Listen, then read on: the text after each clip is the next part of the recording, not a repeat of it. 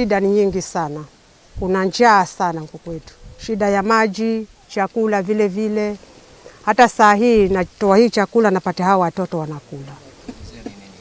Hii si kikwetu tunaleta vyaa. Kikwetu Kigiriama. Kwa hiyo ndio chakula chetu ambacho tunakula huku Migujini hii. Kwangu nyumbani naweza kukaa siku 3 bila kula, siku ya 4 ndio nipate chakula.